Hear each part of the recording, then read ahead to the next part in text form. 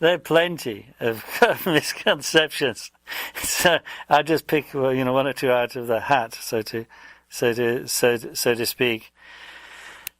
One misconception is that it is merely about feeling good, about kind of adjusting one's experience so that it becomes mellow and tranquil and a way of coping with the busy world. Now, indeed, if one practices the teachings of the Buddha, beginning with, cultivating a kind of moral sense and then progressing into meditation and so on, in many respects one will become calmer, of course. One's experience will become less jagged, less kind of frantic. But that's just the beginning of the path. Unfortunately, for many people in the West, looking for a kind of an add-on kind of therapeutic tranquilizer, Buddhism seems to fit this. I think partly because they're misreading the fact that we're not theists and therefore don't fit into the normal Western conception of religion. Then they think in a way that we don't have something to say about the deep questions. But of course we do. Of course we do. So we're not merely a therapy, even though some kind of benefits may accrue to beginners just by engaging lightly with the practice of Buddhism. So it's a superficial misreading which is endemic in the West. Many people fleeing from what they see as the kind of authoritarian dogmatism of Christianity are coming to Buddhism, but they're seeing only a small bit of it. And that's tragic, because Dharma has the power to transform us as individuals in the most radical way imaginable, and through us as individuals, then gradually the world, the social world, the world. So Buddhism is astonishing in what it offers if we take it seriously and practice it deeply.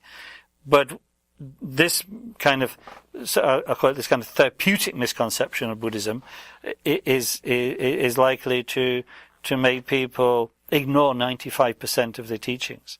See, like a related thing would be, the idea that one sometimes said that Buddhism is merely a kind of sitting practice, like some kind of, as I say, like they see just the essential first steps of Dharma, meditation, shamatha, calm abiding. They disconnect that from vipassana, from insight and looking into the nature of the world through analysis, which insight really means. And ignore also the fact that meditation practice must be founded on a ground of kind of cultivating a moral sense and moral behavior in our actions with the world. In other words, they kind of strip Dharma of its morality and its wisdom and see it merely as a kind of technique of self-adjustment. Whereas, in fact, Dharma makes really strong demands upon us morally. After all, what could be more moral than the teaching of Dharma that you are the creator. You create your world and your social world through your choices. So the moral sense must be extremely well developed in us. And that moral sense, of course, begins with respect for others. So Dharma demands a lot of us morally. And then it demands that that from that sense of the importance of others and respect for others comes this extraordinary compassionate drive of Dharma to become to put ourselves at the service of others, to help them achieve their liberation. So all this extraordinarily beautiful and powerful aspect of Dharma, its stress on compassion, is kind of in danger of being obscured by this kind of therapeuticization. I've just made up a horrible verbal noun there, of Dharma. There are many other kind of ways in which we get Dharma wrong, but that's one. But by the way, before we become too, critical of ourselves as Westerners and our ways of misunderstanding Dharma, we should remember that wonderful analogy Buddha made about the way the Dharma can be misunderstood, where he told a story of the elephant and the men who are blindfolded and led to this being. They don't know what it is, and they're asked, what is it? And each of them gets hold, of course, of different parts of the elephant's body and comes up with a totally different animal each time, because they don't see the whole picture.